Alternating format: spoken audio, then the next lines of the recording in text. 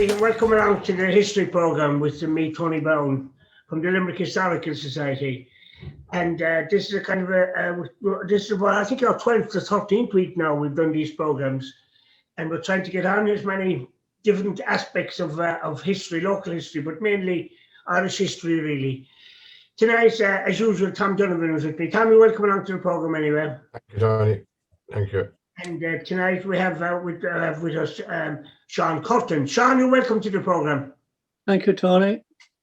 Now, Seán, just you, we're basically, I suppose, really dealing with you tonight. I like that word, we're dealing with him. Anyway, but we're talking about books and local books again. You have come up, Seán, last Christmas with number 2. I should explain the books actually are called Limerick, A Stroll Down Memory Lane. And the general forecast of Limerick. And you've come up to number 20. Number 20, Tony, yeah. Yeah. And I have a few of them here in front of me now. I just took out various years. I know I'm not expecting you to remember everything in the books. But first of all, the photographs themselves, where did they come from, the photographs? Well, Tony, for many, I worked in the Limerick Leader for 43 years.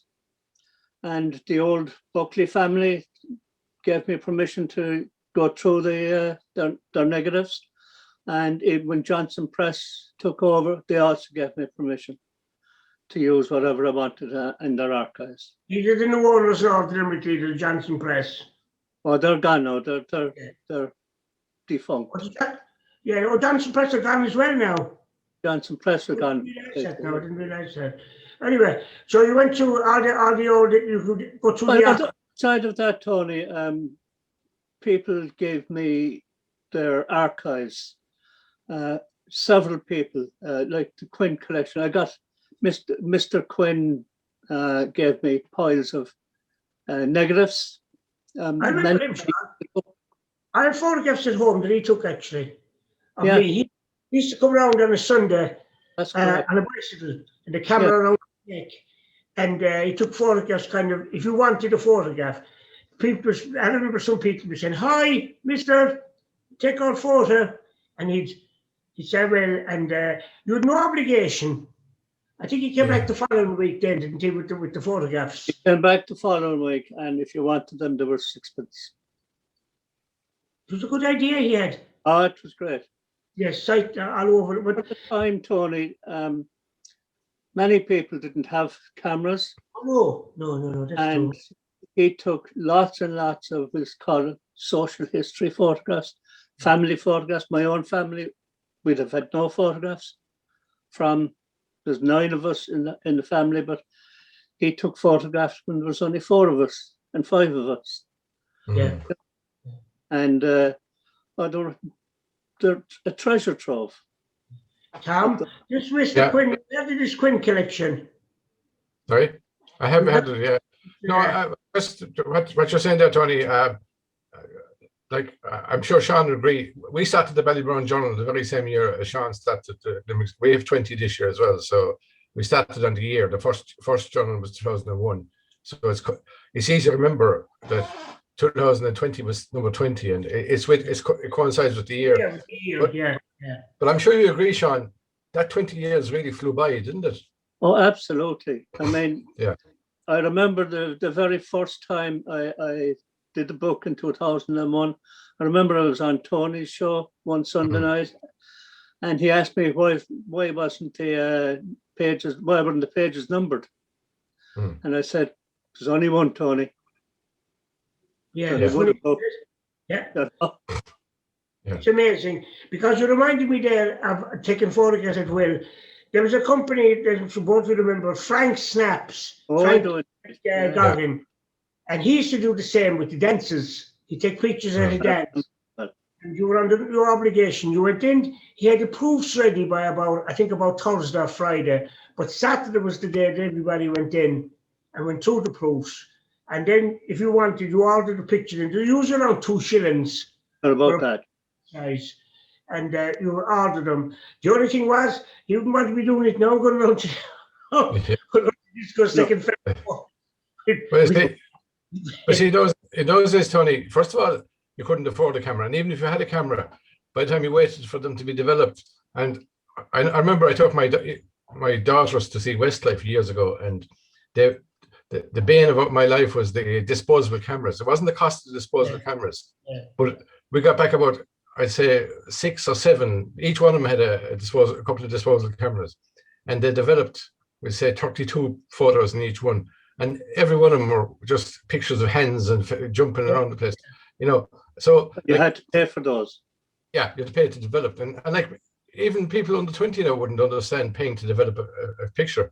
So like the likes of Frank Snap, first of all, you wouldn't bring the camera into the dance hall, and you just got one picture and you paid for it, and that was it. There's a book, Seán, that came out there, Man on the Bridge, same type of thing. They found an archive of photographs and of people he took down through the years. Yeah. But it's a great, like, even in the 20 years, a lot of those photographs would have been lost, you know, that you have. But not so much lost, but like even to identify them, the people who identify them are probably dead. You know, people who would identify at the time. Yeah. You know, and like the saddest thing we had I'd stop after this now.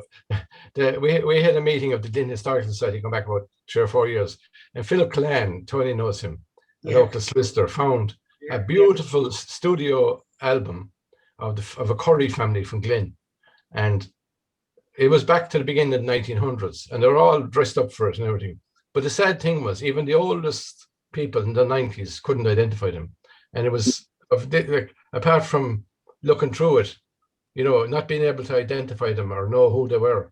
It was really sad, like, you know. Yeah, I have an archive of glass negatives. Yeah. About 300 or 400 in it. They Yeah. were found in a bin, and obviously they're 1890s, 1900s. Yeah. None of them can be identified, but they're still still treasure insofar as it gave you an idea of how the other half actually lived, you know. Yeah, but even little things like I got a photograph now from around that period for Glyn, and somebody pointed out to me, look, there's a cobble street there, and look, you could see the shop window, and you can see what was in the shop window. You know, apart from the, you know. A building gives you a great idea of a photograph. You gave me one before, Seán, I remember, and no way could I figure out where it was. And I couldn't figure it out. I don't think you even used it really, probably forget now, but I remember it was impossible to identify. And I remember the same with Patsy Hazelbeck. Patsy Hazelbeck, in her book of photographs, she had some, and they weren't taken in Limerick at all. I knew by the houses in the background, that's England, I said. That type of house isn't in Ireland, you know. Yeah. When you see a photograph, you can identify it. But all the photographs, I mean, how many photographs in these have you? I mean, you have to go and count them all nearly one by one. Well, but the photographs. By and large, Tony, there's about 115 to 120 photographs in each book. Each book, multiplied by 20.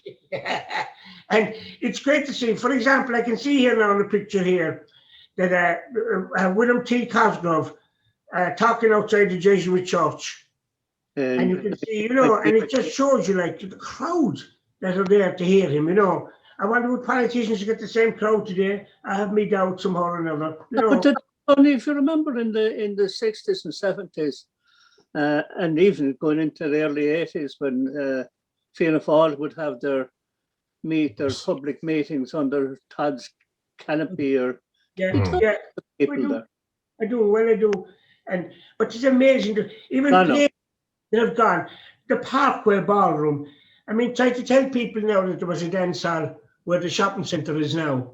Yeah. They can't figure it out. Even Jetland, for that matter. You know, when I tell people I worked in Jetland, one said to me, "Were you packing the bags?"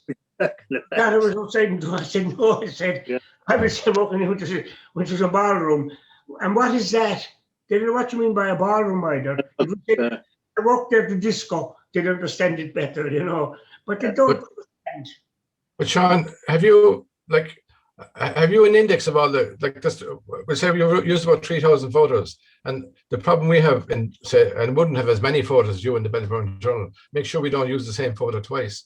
Have you an index? I know Mike McGuire started doing an index there, going back at one stage of all the I photos. started an index. I think only the first 4 or 5 books. That's odd, yeah. And no, I haven't. I wouldn't even know how to go about doing an index. Yeah. And I have to do something about it because. Well, you could. I did one now for another journal in Glen. I just did it in Excel. The volume, page number, and the details of the photo, so that at least then you could put in classify it under building or person. It's a way of just going back and looking to see. It's a simple thing. But like I know you probably remember, if you see a picture, you'll be so familiar, you'd know if you used it before, if you saw it before. I would. You nearly know when, even my dance band photographs now, all of them that I have, I know what I have and what I haven't. When you see a photograph, it's a woman sent me photographs last week now, dance band photographs. Mary, can't think of her name though this minute. Slattery, out in Paris Green. She sent me a load of dance band photographs now by post. And I knew by looking at them what I had and what I didn't have. There's only one photograph I'm not sure of, because it could have been taken from a different angle or something, which sometimes that happens. But you nearly always know what you had something like that. But I'm just looking here now. You have even families in these as well now. John, people photographs. Is it difficult then to pick out what you're going to put in and what you're not going to put in? It is, Tony. I mean, this lockdown now, this current lockdown, I have already got 130 photographs selected for volume 21. But how many of those 130 I'll use, I don't know. Yeah, difficult. You mentioned lockdown there, Seán. It's not easy selling book. Like we had Martin O'Brien on last week launching a book, but it's not easy selling a book during lockdown because there's bookshops are shut. Yeah, well, when the current lockdown was announced, I had took possession of my books. Yeah. The shops were more or less closed. They were open for click and collect, but that's more or less closed. So I spoke to a few people. One guy in Cardavan took 20 and sold 20. Yeah. Another guy took a few boxes and sold those. Yeah. And Fine Wines took 100 books, over 100 books, and sold them. That was a great idea. At no cost.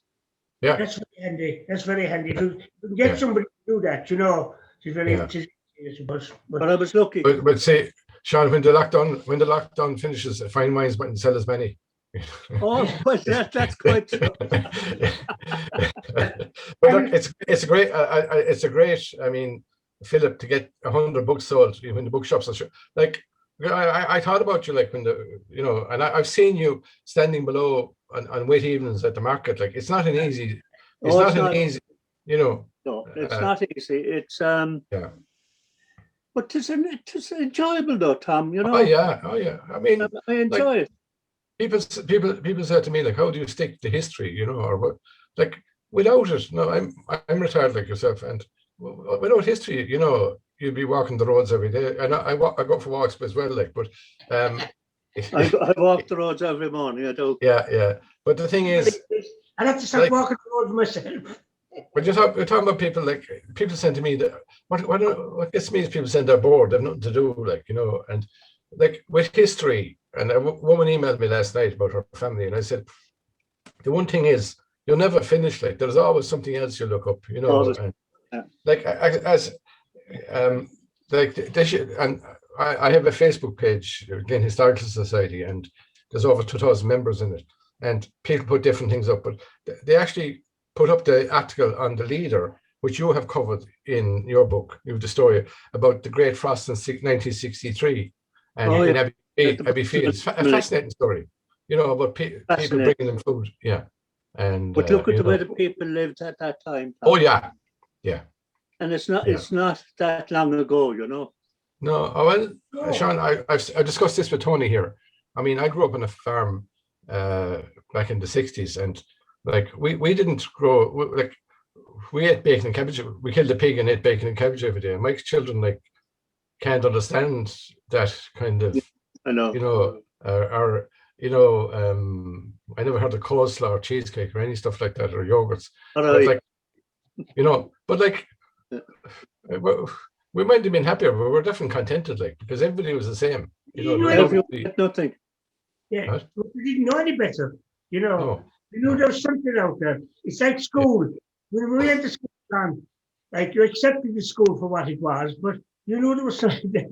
There were one or two little snobbish fellas out there, right? Yeah. A little bit upmarket, you know. Yeah, but generally the general population, you know, it was same, and like, you know, like I don't want to be looking through rose-tinted glasses saying we were brilliant, we were young, like, you know, and all that. But I think people were more contented, you know.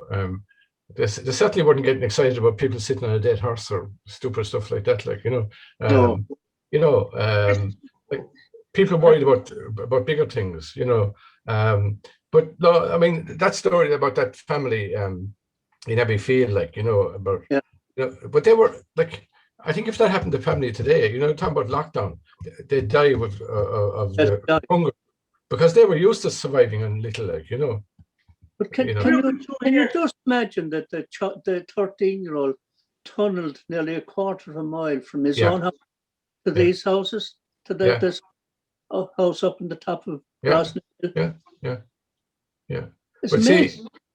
But Seán, we, like in our time, like back then, 13-year-olds are over building tunnels in England. Like young fellas that age, like we're used to hard work, and like if you ask the 13-year-old to hold a shovel now, they wouldn't know how to hold. You know what I mean? But that's symptomatic of the time. That young fella grew up working hard, working in the bog or in the garden. Like I have a photograph. Sorry to be taken all of it now, but I have a photograph in volume 21 talking about hard work of Limerick Dairy's bottling plant. Yeah. And I remember working there as a 14-year-old. Did you? Yeah, for summer holidays.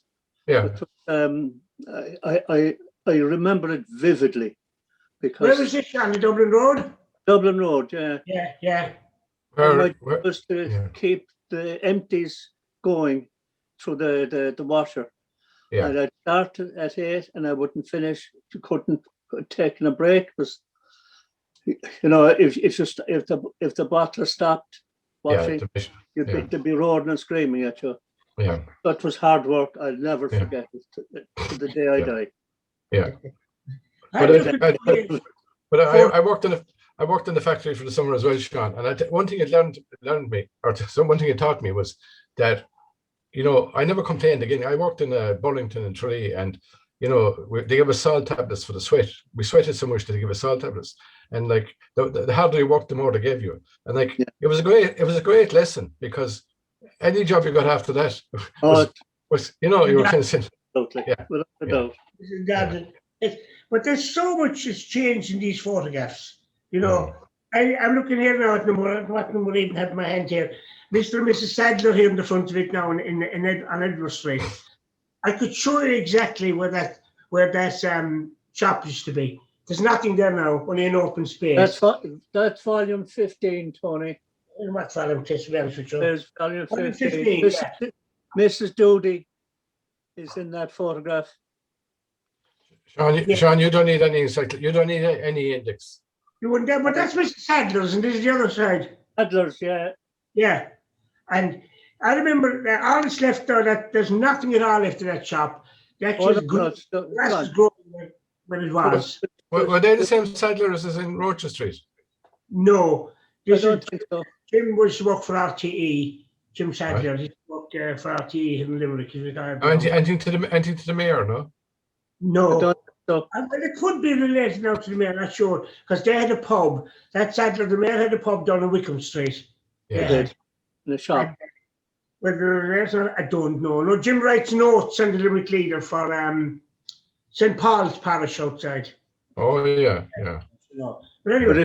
If you remember, Tony, the Sadler shop. Yeah, I remember it. Mrs. Doody had a shop beside it. Oh, next to it, yeah. And those two shops were demolished to make way for the entrance to Burke Avenue. Okay, so I remember one woman lived in Burke Avenue. My aunt used to go down to visit her, Maggie Considine, and they lived in a small little house in a laneway going up there. We were on about it one night, Tom, where Humphreys' bakery was, and she got a house. I think I said this, that she got a house. Explain where Burke Avenue is now. I know for this. Yeah, it's an avenue called after Den Burke. Yeah. Yeah, just off Edward Street, just above the park. Yeah. And Dan Burke was he's a great orator, he was. Beyond the chip shop there. Just beyond the chip shop. That's even gone now, John Atkins. That's gone as well now. And Elby Carroll's pub. I mean, the whole area there is all completely changed. But Burke Avenue it's a square really, with a front of it. And but like that, the whole area has been completely changed there now. They were all small little shops. There was a shop there, O'Brien's, that sold bicycle parts. That was next door to Sadler's, I remember. And all that area there has all changed. You had Birdie's shop was there, who later moved to Rocher Street, Cusick's, they were there. She had a ladies' clothes shop there. That building is actually there near the Boy Bandroom. That's there. Whereas the Boy Bandroom is really nearly on the site of Humphreys' Bakery, roughly, you know. Yeah, we went up the lane with there. But like that, the whole area has changed completely. And I see a photograph here of Mayor Roberts, and I see a cousin of mine in the picture here now, and he's only dead about 4 or 5 months, Charlie Healy. Charlie lived outside in Killeely, and Charlie worked all his life below Mayor Roberts. And it's amazing the way, when you look at photographs, you see someone else is dead, and she's dead, and he's dead, you know. It's amazing to see that have died over the years in photographs. I mean, there's nothing we can do about that, you know. I mean, who said the two things you can't avoid are taxes and debt, you know? Yeah. You'd wonder. But there's, in the current one, you have a picture of Ma Hogan's bar and Thomond House. Yeah. Oh, in Catherine Street. Yeah. Yeah. But that's still there. But again, that's closed now as well. I think it was closed even before this lockdown. I think that. But it's reopened again now. One of the Flannerys has it. Yeah. We'll see. That's right. Yeah. I thought that was. It is palatial now in there. Is it? Without taking from the old bar. Yeah. It's a fabulous pub in there. Well, I never decided on that. Once his house in a pub. Very few pubs I'd be inside in unless there was music there. But like that, Ma Hogan was well known. But what did he say? She ran a good pub. You have to hear that, you know. He ran a good pub about certain fellas. They didn't take too kindly to strangers coming in. Some owners, you know. They bring up clientele, you know, coming in. But when you go in the door, you get a look. You know, if you weren't a regular, you certainly would. Yeah. I know a particular pub that is run by two sisters here in Limerick. The pub is still there, and they used to still close at 11 o'clock. Winter or summer, they close at 11 o'clock every night. And if you sat in that pub at 2 minutes after 11, they stand up with your coat in their hand and say good night to you, and this is coat. In other words, they were standing at the door. That was well known, you know. They standing at the door. They said good night, mister, whatever your name was. So you knew that it was time to go, and they stood there. But like that, battles. It's the youngsters. If you told them they had to go, they tell you where to go, which is unfortunate. There's a lovely picture on the current page 47 of the current book, Sean, of the Mount School of Cotton Avenue. And it's really, you know, it's a clear picture, and all the children standing up looking out. It's a shocking, I suppose. What page number again? 47. 47. I know the photograph well because the lady that gave it to me, Anne Quinn, her mother's photograph. But you have two different types of people in the photograph: the orphans with the babies, and the regular. Indeed, yeah. You can see the orphans had a haircut specially, and they wore a white or cream apron. smocks. Because people would forget that there was an orphanage. Yeah. Itself. There was a huge orphanage on Well, Seán, it's interesting. I didn't know. No, maybe it's just for the photograph. I thought the orphanage was separate to the Browne school. Well, I was under the impression it was too, but maybe they just came together for the photograph, or maybe, yeah. No, I thought I could be wrong as well. No, I thought it was separate, but they'd let them in, they'd mix in the children for classes. They wouldn't have had separate teachers. Okay. You know, that they would have brought them in. They'd have sat a different part. I had that before in another orphanage, that they'd been different parts of the room was segregated as well. That all the young children come in at one side and the regulars come in at another side. That's the way I understood. Because it was done now, I have somebody been interviewed about young children coming in and they never mixed. They weren't allowed to mix. All right. They were kept to well, you mentioned snobbery earlier there, Tony. Like, I'd imagine parents of the regular kids wouldn't want their kids mixing with the orphans. You know, I mean, that'd be true. Well, nowadays we can't. Like, a lot of them weren't orphans. They were from exceptionally poor families that couldn't look after. Because I knew a man, Jerry Clancy. His mother was mentioned in Andrew's Ashes, and he was in Glyn purely from the point of view that the family couldn't in Glyn Industrial School, and people think that people in the industrial school were mainly orphans again, but people were so poor they couldn't, with big families, they couldn't raise them, you know. But there's another. I know I'm flipping from one to the other, and I was just talking to my wife about this the other day about Matterson's. She was asking me where was the new is it LD or Lidl went in there? It was in the paper. Oh,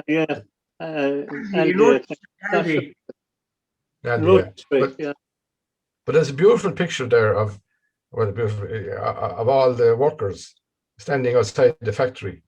There on page 53, Seán. Yeah, they're coming out. I think you got it from Limerick Justice and Archives. I did. It was in. I think it was in the book on the pig. The bacon thing. The book on the bacon. I think it was in there. Pigtown, Pigtown, and the photograph of the dais. Now. It's a wonderful. Like our last outing, actually. I think you were there, Seán. Was to the Mattersons last year. We did Rocher Street. I was. And locally, we met a guy who had the key, and he happened to be passing down, and he asked us to go in. And I know Tom Toomey was there, and he worked there, and it was fascinating going around and look, like, because I didn't realize the extent of the factory until we were there that night. You know, it's a huge site. And Tom was able to explain what the canning was and where the various different things were in there. You know, Tom Toomey. It's a massive site, huge site. Yeah. So LD is supposed to be going in there anyway, you know. So what they'll do. The pig run, I remember when I was going to work in the mid 60s into the Leader. We'd take a shortcut down through Parnell Street through Ladies Lane. Yeah. And the pig run, you could hear them squealing. But turning off to just. You could hear the poor pigs, I remember, when you got up the lane by there, you know. There were bars there you could see in, I remember. There was, I remember the only good thing was there was another season then where they got into peas. Do you remember the peas come in and by the way, those bars are still there, the social welfare are in there now. Yeah, I wonder. I tried to keep them on the same run. Yeah, the social welfare, the Labour Exchange there. Well, I remember when the peas would come, it was a novelty to go down and be robbing peas. And they were awful, they were tasteless things, you know. Yeah. It was just the novelty of as you said, robbing them off the staff. And you ate them, they were dreadful things, you know. And I was telling a woman there recently about when we were young, there was a neighbour had a lovely orchard and we used to go in taking the apples. And like we had an orchard ourselves, it was always the neighbours' apples tasted nicer. But we used to go down and rob the apples. And anyway, he met us at the gate one evening, and we thought we were in trouble. And he handed us a small bucket full of apples. He said, "Here you are, lads, take those home with you." And that killed the fact. It was only years later I realised that he knew if he gave us the apples, he took the trail of the, why would we bother robbing them then? A photograph of the Farm Folk. Yeah. Taken 1969. They won the Kilkenny Beer Festival. They did. And I made trousers and waistcoats and shorts for them. Jamie Patterson and Tony, what's his name? Cremens. Tony Cremens. Freddie Hallett, Brian Quinn. But Brian was in the band. I don't think Brian was in the band then afterwards. I'm not sure. But Davey was in the band anyway, and Tony Cremens and Dave Browne. Dave Browne, I think, is out in Australia now. But they were very good with the Farm Folk, very popular talent group at the time, And there's a photograph here taken, when is this? 1967, 1969, with Lou Kelly. 1969 it was taken. Big changes since then, And then, I think all the boys are still above board anyway. And there's Lou Kelly. The four of them are still around, The shops, Mungo Street, all the little shops that were down around Mungo Street, all mainly second-hand shops, shops selling comics, as you go down and trade in comics and buy new ones. Wickham Street, all the little shops, some of them have survived, but it's just terrible really to see all the little shops gone, small little hooks. But Tony, it's important that they were recorded in some publication. And they can be there forevermore, Yeah. Because it's like that. The shoe factory. I'm sure there's people in Limerick, especially younger people, wouldn't even know there was a shoe factory there. I worked there. Oh, you worked there? You're getting better. Anything else you didn't work, is that? I think he worked there. It was a full-time job. Yeah. I was 14 and a half, going on 15. I went into the vulcanizing department of the shoe factory. There must have been 700 or 800 people working there at the time. Remember Squadron Shoes? Squadron, yeah. It was taken over there. Somebody Kilkenny are in Killarney, wasn't it? The Dublin company. And they closed the Limerick factory and moved to Killarney. Yeah, Cahill's, I think, were involved in that. I'm not sure. But anyway, I was in the Leader. The clothing trade is gone. The clothing trade. So between the three factories that were there was at least 2,000 people, and about 2,500 employed in clothing. That's gone. All the bacon factories have gone. Between all the bacon factories, about the people that worked there. Phenomenal. You look at all the factories in Limerick at the time in the 60s, 50s and 60s, and they employed thousands and thousands of people. Yeah. They're all gone. The docks. Somebody said to me one time, the dock road, that it was like the rats leaving a ship at 1 o'clock. All the bicycles would be heading into town, from the dock road, from all the Pole Field and McMahon's, all the places, ranks, the people that went home at 1 o'clock. Ranks. Side of the bridge, you had come in from Cleves at 1 o'clock. Yeah. And people from certain areas worked in certain factories, that the majority of them came from roughly around St. Munchin's area, Toomingate. Whereas Limerick, I know there were people that travelled a lot. People from Prospect all headed for Limerick clothing, if they could get jobs there. People at Kerry's Road all went to the loco and went up to CIE and that to work. From areas. If they followed their parents, they followed their father, wherever he went. And if you knew somebody that would kind of put your name down, as you used to say, you get your name down for the job. Those factories have gone. The city is expanded. There's another thing. I suppose we're sick of it now, like listening to the lockdown. But you have a great photograph. Two photographs on page 1771 of lockdown Limerick, and in 20 years' time, it's important. Like now we're sick of hearing about lockdown, but in 20 years' time, I felt that it needed. Recording. The front cover of this year's book. Yeah. Is the lockdown Limerick. It's from looking out onto the clear side rather than looking into the city. Yeah. And I think it's a fabulous picture. But as you said, Tom, it's the lockdown. The first lockdown needed to be recorded photographically because none of the other two lockdowns have had any bearing on anything like the first lockdown.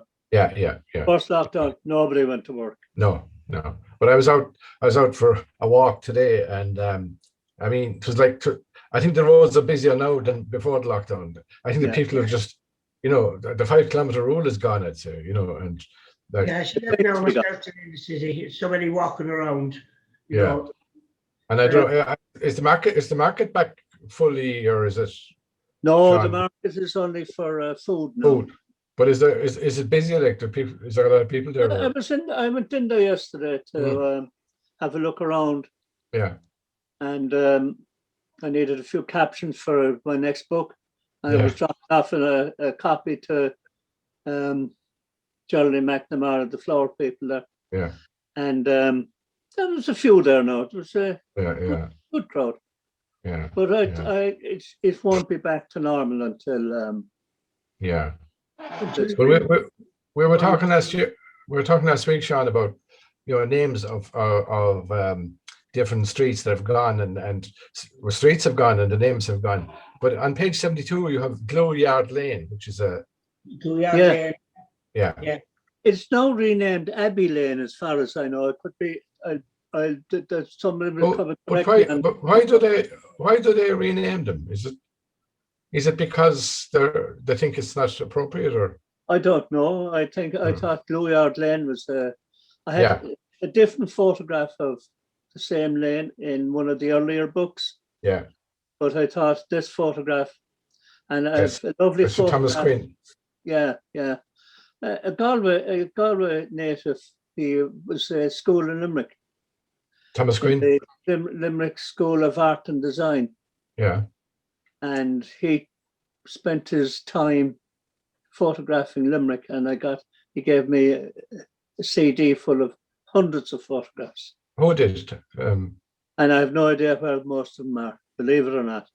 What? We have to get a look at them. We have to get a look at them, Seán. You might figure out some of them, But did he go back to Galway? Oh, he did after his school. This is Thomas Quinn now. Thomas Quinn, yeah. Nothing to do with Quinn collection. I took it that he was that he was from Limerick and that lived No. The man has no phone, no computer. So if I need to contact him, I have to talk to a guy in Limerick who'll send him a letter. Yeah. But they are. He still has a camera, has he? Has he still got a camera?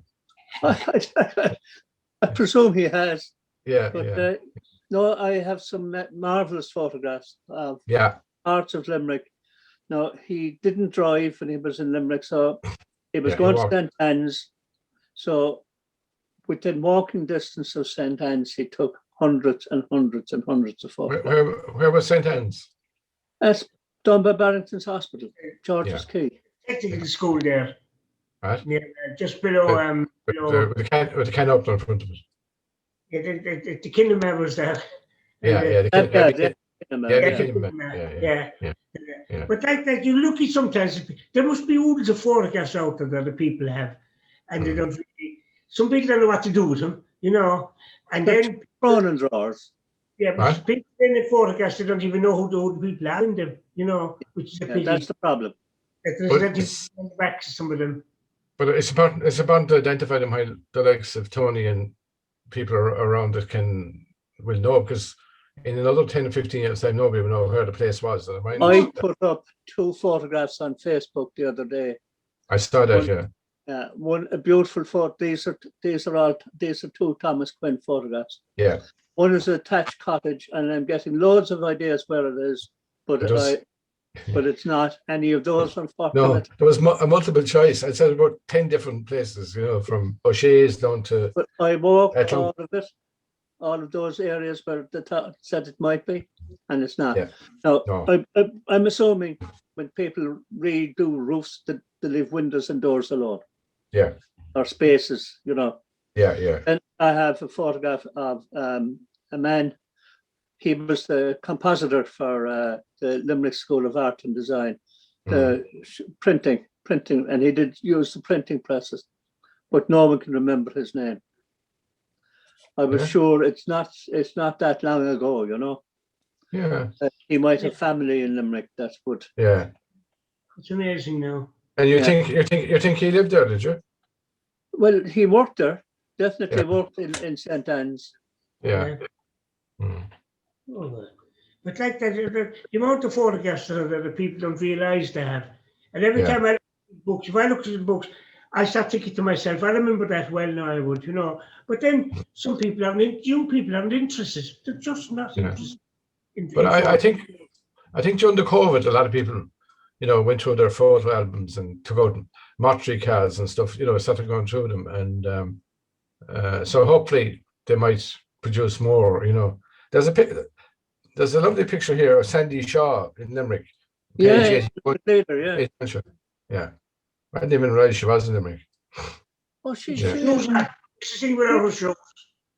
in Drumkeen a few times, and I'm not sure if she was in the Jetland now, but no. And she came in the late 70s, she might have into the 80s she might have had, but then I doubt it. I don't think so anyway. Okay. It's the Parkway she might have come to. It's the Drumkeen that when that photograph was taken in the Limerick Leader. I'm looking at the Ballinanty, the Marian Shrine, Hilleely, the Marian Shrine, you know, photographs that the blessing of these buildings and that, you know, there's another factory on Geary Sweets, you know, where they made lovely biscuits. They actually closed on the same day that they were 100 years old. Geary's. Yeah. Shame, you know. Geary's now was where the city offices are now, below Merchants. Yeah. You know, the old jail. But they had a fantastic network. I remember Geary's van coming to Glynn. They travelled all over North Kerry, West Limerick, Clare. Yeah. We used to get the penny cakes. Remember the penny cakes and the corn tops? They were the biscuits. You got a plain man, and one with corn was dearer, you know. Yeah. One was a halfpenny. I think the other one might be a penny, but Bedford Row Hospital, that's where I was born. A lot of people sorry for that. But anyway, and the corner of Bedford Row, that's gone shut now. God.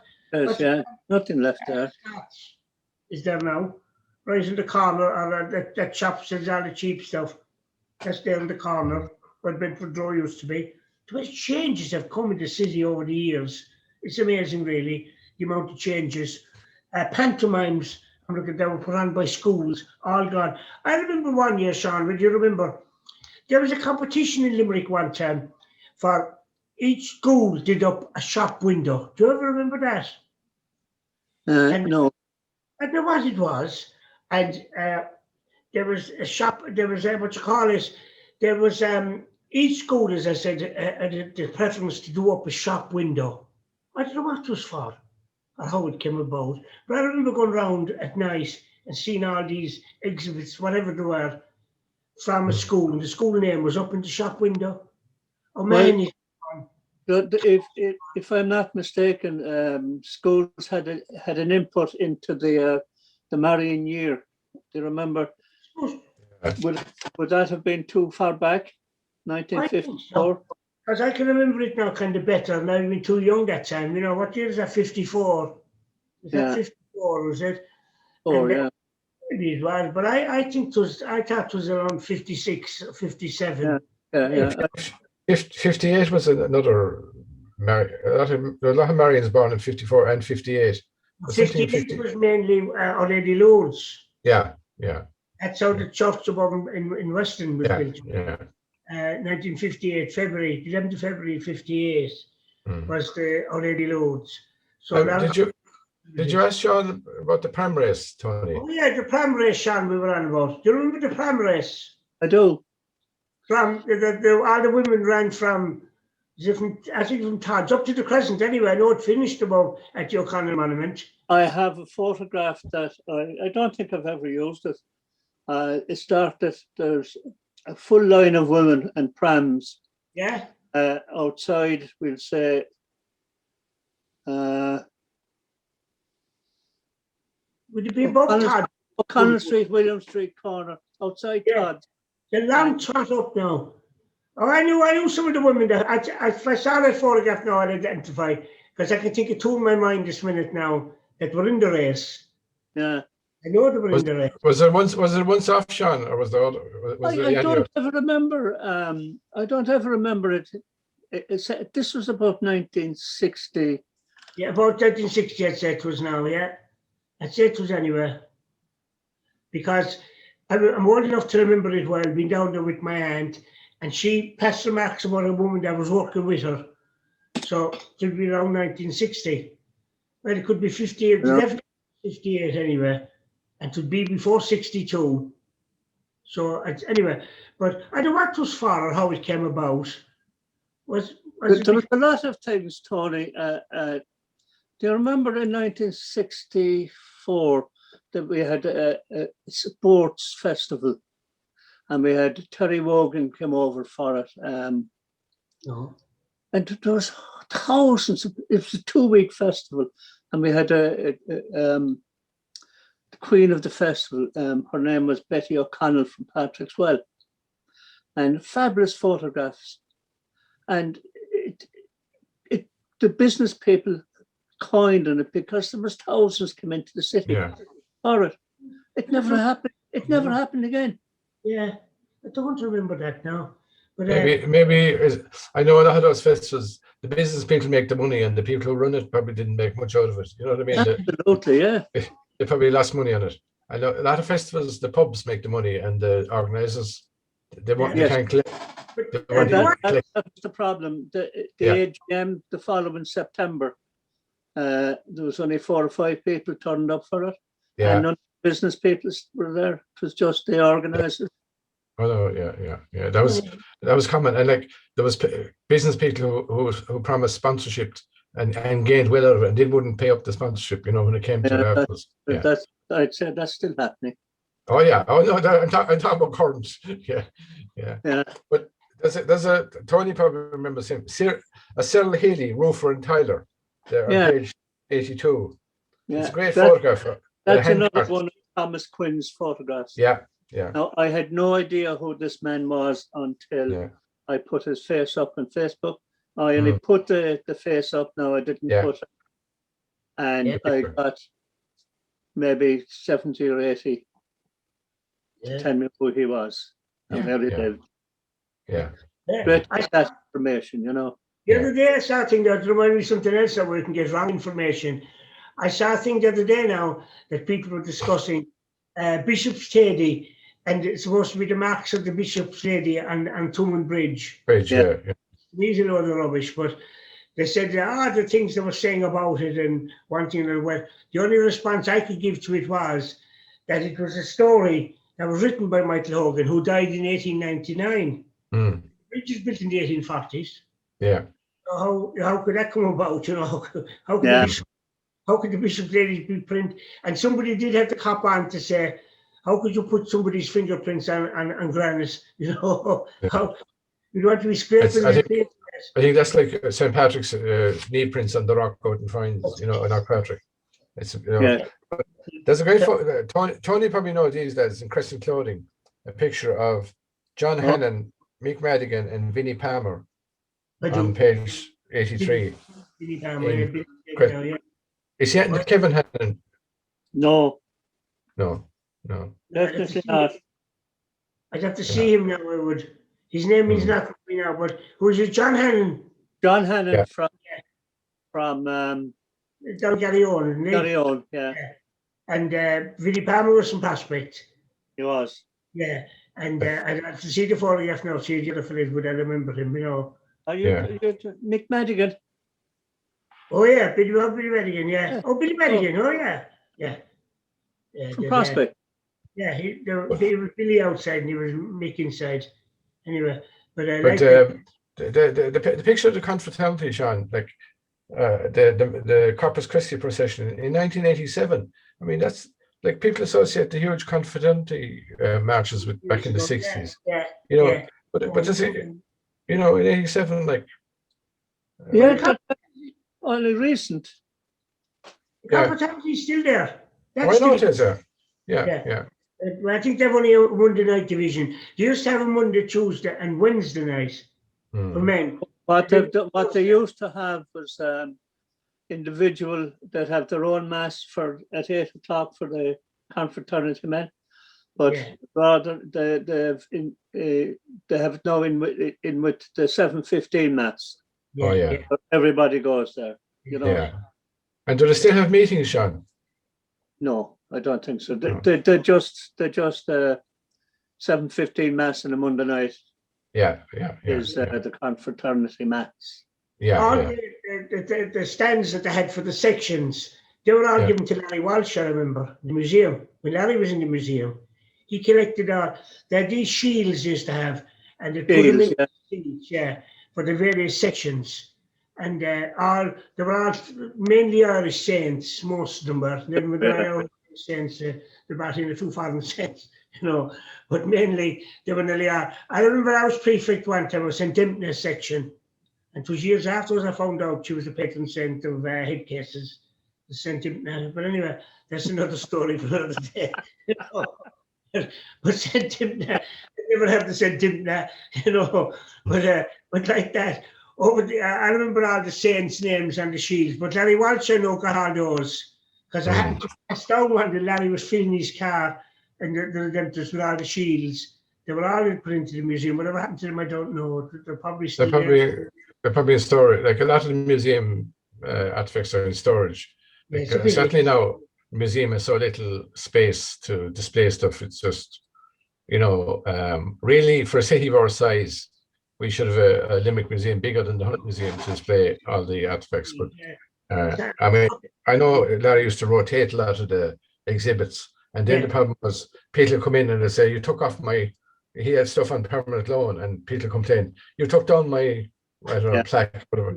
And then so he stopped doing it then. But it's amazing, how Limerick has changed. Like in the last 30, 40, I think Limerick has changed more in the last 30, 40 years than it did in the previous 200. I mean, I'll give you an idea. Press 22, Liam Burke has given me access to all his negatives. Yeah. I'm at the moment scanning them. And the change from 1985, when Press 22 started, to current day is just phenomenal. Phenomenal, yeah. But I remember Liam telling me, the difference even in technology. He said he was at an event down in Kilkee, and he took a picture of it, we'll say for the Irish Times, Irish Independent, and he said he had to bomb it back up, his words, back up to Limerick, develop a photograph, and make the train, the last train to Dublin. And he said, now, like, as you know, you take a photograph, you click a button, and it's gone to America or Australia, wherever. The change. But not only that, you can alter the photograph, you can crop it. Yeah. You can do all your photoshopping. Yeah. On your phone. Yeah. You have to believe, especially in photographs now. Years ago, I remember what's his name, Dermot Lynch showed me a camera one time, and again that's about 20 years ago that he took the picture, and like that was sent to the leader straight away. Everyone was showing it to me. That didn't change now, and people now have their own cameras. They can take their own photographs. But some of the phones now are better than a camera. That they're high quality cameras on the phone. Yeah. High quality, yeah. But I mean, I was just looking at the picture of the milk market, Seán, there, and it was just all the roof is all caved in. This is 1987. Yes. See what, into time. Yeah, it's amazing. But just come back to the change in Limerick. If you think, do you remember there was the corner of O'Connell Street and Wilma Street there, the opposite corner where we're talking about it, where a man fell through the floor there. It was so. True. Yeah.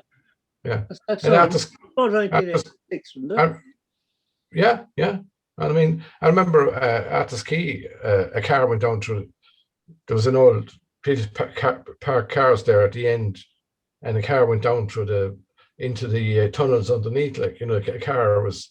I don't remember that one. Right? I don't remember that one. Yeah. But I mean, tell that, like, it was just the buildings were falling down, like, you know. Oh, yeah. Mungo But, Street. Buildings were falling in Mungo Street on a regular basis. Yeah. And roofs caving in. Yeah. But the buildings went up, you see. You know, most of them became tenements. It did, yeah. So at that time when you got married, it was great to get a flat, as they said somewhere, you know, which really was rooms you got. You got two rooms, shared the toilet and shared the bathroom. People don't realise, and again, that was there into the 70s and the 80s. Oh yeah. You know, renting rooms. And lucky to get it. Oh yeah, and get their name on the housing list, you know. Yeah. With the town hall, looking for a house. You know, the whole system has changed for the better sometimes, and then again for the worse more times. You know. There's a wonderful picture here. I'm after finding the Plan Derby. Oh. 1960. Okay. Yeah.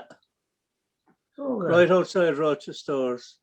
And what was it for? Well, who organised it for? I've never actually used it. Who took the photo? Is it Leader? Is it Leader photo? Oh, it's a Leader photograph. Yeah. Well, I remember the crowd above were waiting above in the crescent for the finish, and they're all coming along, running with the prams out in front. It'd be funny. Imagine having that today now. You know, we don't hear ones now could go in for that. Just looking at the prams. Yeah. Huge wheels. The high prams, The high pram. If the child fell out, it'd get killed. Well, I wonder, was the child in it though? Like, was it just? No. I had a fella convinced, Sean. I had a fella convinced he was in his mother's pram. You know. I said, I remember her head going up and down. He said, "You're joking me." I said, "I'm telling you, ask your mother." No, I said, I remember bopping up and down the side. You know. But his mother was in the race, was she? Oh, I can identify her now if I saw the photograph. Huge crowd at it. Yeah, and I remember being there. I'm telling you, it was packed. And I remember going into the bakery afterwards. There, that lovely little building there in Ashton Street. It's now an insurance office, little red brick building. There on the left-hand side. Opposite Crescent House. Yeah. Opposite the clothing factory. Yeah, opposite the clothing factory. That used to be a bakery. It was a big space inside, and they were open on a Sunday, and they'd have buns. I remember going in there. Man, funny after that race. Now that day, I remember because the town was packed that day on a Sunday because there were no shops open. You know, there were no shops open that time.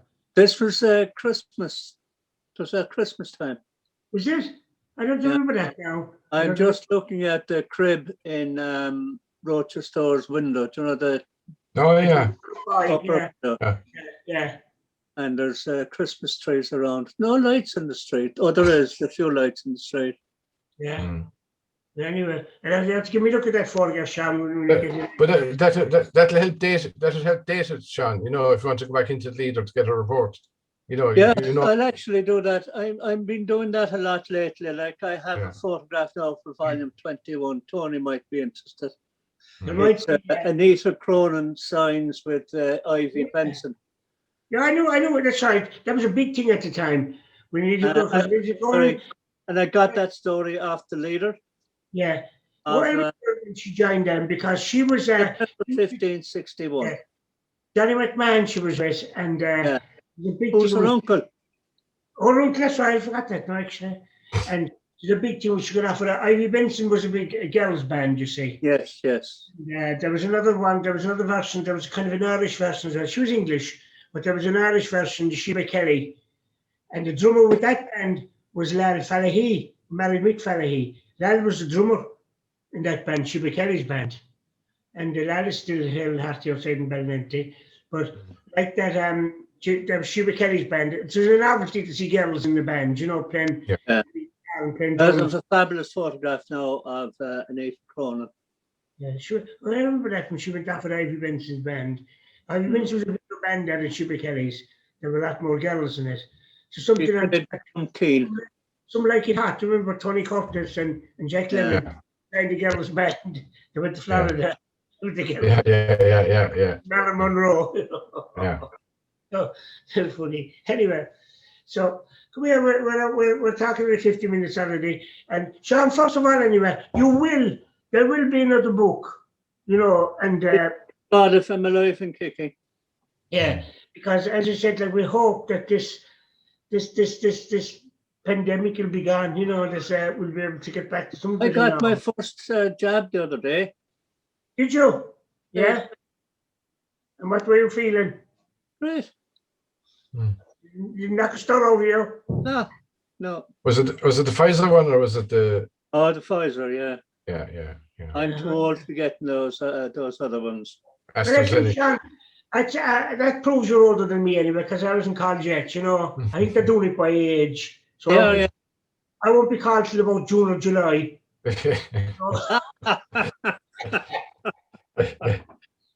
He had it 6 months ago, Seán. They're getting that. Anyway, you have to wait and see what happens anyway. It's a good sign that you're doing another one after the lockdown. But Seán, just for anybody that's watching this, like if they want to get your book after reading this, like if they're not into click and collect, how would they get it? How would they get your book? Sold out in the shops. Yeah. Okay. I have there's 5 or 6 left in Harper's in the market. Yeah. The coffee shop in the market. She sold she sold a box or 2 for me. Yeah. But there's 5 or 6 left. And that's all. I have 3 or 4 at home. That's great. But you see, I dropped it down a couple of hundred because I was afraid of. But I mean, even at that, even to drop it down, I mean, it's great to have them. Not to be left with an attic full of them. Well, I have a shed full of older ones. Yeah, I know. She'll tell me. I have the same here. If I could get a pulp or a fast, because. But the funny thing is, though, they're going. You always get. What? Yeah. A guy came up the other day. He was looking for the full set. I don't have a full set of it. And I gave him 11 of the 20. Yeah. Well, that's good. Yeah. He was thrilled.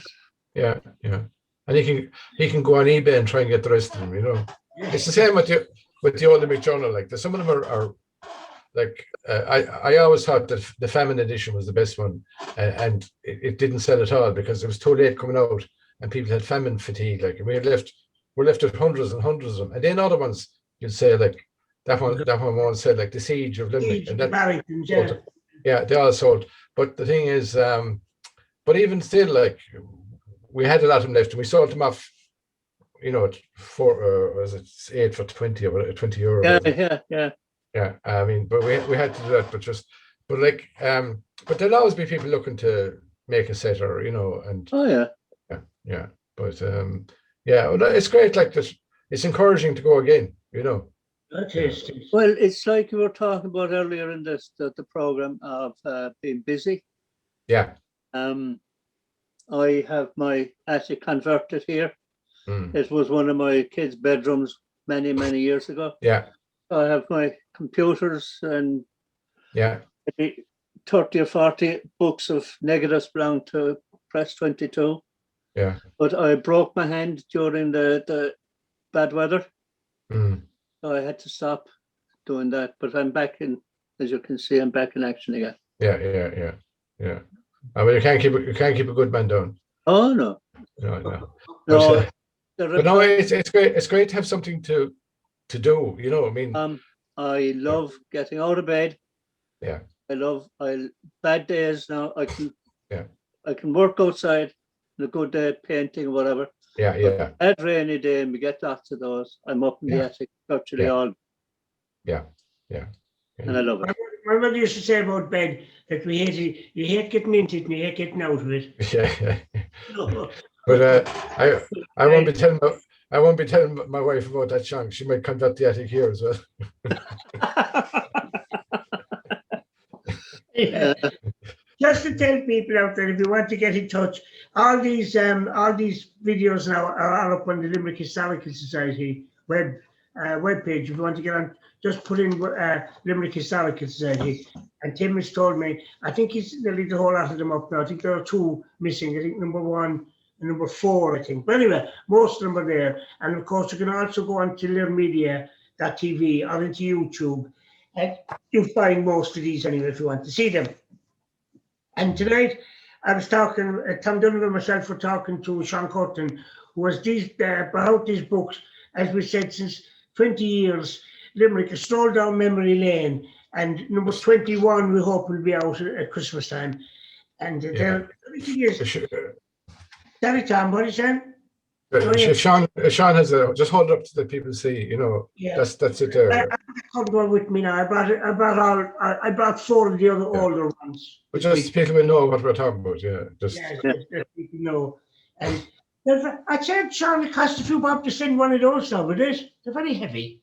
Unposted a deal this year with you buy the envelope. Oh, the envelopes, yeah. It's £6 anywhere in Ireland. Oh, yeah. £8 to England. Yeah. Yeah, because it's great.